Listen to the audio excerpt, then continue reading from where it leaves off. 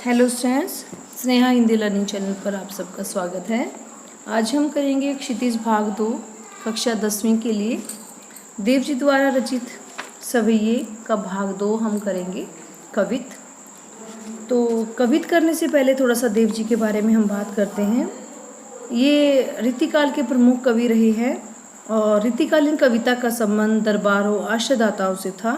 इस कारण उसमें दरबारी संस्कृति का चित्रण अधिक हुआ है। यहाँ संकलित कवि सवैयों में एक और जहाँ रूप सौंदर्य का अलंकृत चित्रण देखने को मिलता है, वहीं दूसरी ओर प्रेम और प्रकृति के प्रति कवि के भावों की अतरंग अभिव्यक्ति भी देखने को मिलती है।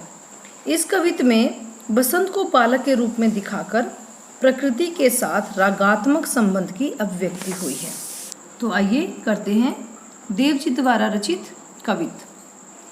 डार द्रुम पलना बिछोना नव पल्लव के, सुमन झिंगुला सोहे तन छवि भारी दे, पवन झुलावे केकी कीर बतरावे देव, कोकिल हलावे हुलसावे कर तारी दे, पुरित पराग सो उतारे करे राई नोन, कंच करी नायिका लतान सिर सारी दे, मदन महीप जू को बालक बसंत ताही, प्रतापी जगावत गुलाब चटकारी दे। तो देखिए, इतना सुंदर सा बसंत का वर्णन करते हुए कवि देव कहते हैं, उन्होंने बसंत का बहुत ही सुंदर वर्णन किया है। पहले कठिन शब्दों को देखेंगे। जैसे इसमें पहला शब्द आया है द्रुम। द्रुम का अर्थ है पेड़। सुमन झिंगुला, फूलों का झबला। कोई भी जो ढीले ढाले वस्त्र बच्चे पहनते हैं उसको झबला कहा जाता है। केकी मोर, कीर तोता, हलावे हुलसावे, हलावत बातों की मिठास भरते हैं हिला हिला करके। उतारो करे राई नोन, जैसे माँ अपने बच्चे की नज़र उतारने के लिए राई और नमक का टोटका करके उसको आग में डालती हैं, वैसे ही यहाँ पर भी राई और नमक का टोटका करने की बात की गई है। कंचकली, कमल की कली, चटकारी, चुटकी, फटिक, प्राकृतिक क्रिस्टल। तो चलिए पढ़ते हैं इसको। डार द्रुम पलना बिछोना नव पल्लव के, यहाँ पर कहा गया है कि जो पेड़ और डालों के ऊपर जो नए नए पत्ते आए हैं उन्होंने एक बिछोने जैसा रूप ले लिया है। ऐसा लग रहा है कि उन्होंने बसंत के लिए एक पलना बिछोना बिछा दिया है। सुमन झिंगुला सोहे तन छवि भारी दे, सुमन रूपी फूलों का झिगोला, जो चारों तरफ फूल खिल गए हैं उनका झिगोला इस पूरी प्रकृति के ऊपर बहुत ही सुंदर शोभायमान हो रहा है। पवन झुलावे केकी कीर बतरावे दे, कवि कहते हैं कि पवन, ऐसा लगता है कि पवन झूला दे रही है और केकी कीर, मोर और तोते आपस में बातें कर रहे हैं। प्रकृति का मानवीकरण किया गया है।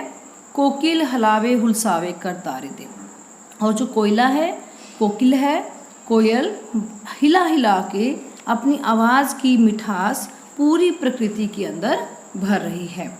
पुरित पराग सो उतारो करे राई नोन, कंचकली नायिका लतान सिर सारी दे। जो कंचकली कमल रूपी नायिका है, कमल की जो कली है, ऐसा लगता है कि वह लतान सिर सारी, कंचकली रूपी नायिका अपने सिर पर साड़ी ओढ़कर, सिर के ऊपर अपना साड़ी का पल्ला लेकर के पूरित पराग सो, जो फूलों के ऊपर पराग आया हुआ है उसको लेकर के राई और नमक की तरह, जैसे कोई भी माता अपने बच्ची की नज़र उतारने के लिए राई और नमक का टोटका करने के लिए उसको आग में डालती हैं, वैसे ही ये कंचकली रूपी नायिका भी उस पराग को लेकर के इस पूरी प्रकृति के ऊपर से वार रही है। मदन महीप जू को बालक बसंत आई। अब जो मदन मीन्स कामदेव जी, महीप राजा, जू को बालक बसंत आई, जो ये बसंत रूपी बालक हैं, जो ये कामदेव राजा के बसंत रूपी बालक हैं, इसको जगाने के लिए प्रातः ही जगावत गुलाब चटकारी दे। और ऐसा शोभायमान हो रहा है, ऐसा प्रतीत हो रहा है कि सुबह सुबह इसको जगाने के लिए गुलाब की कलियां भी चटकारियां दे रही हैं, चुटकियां बजा रही हैं। तो इस पूरी कविता में मानवीकरण किया गया है। बहुत ही सुंदर प्रस्तुति देव जी ने अपने कविता में की है।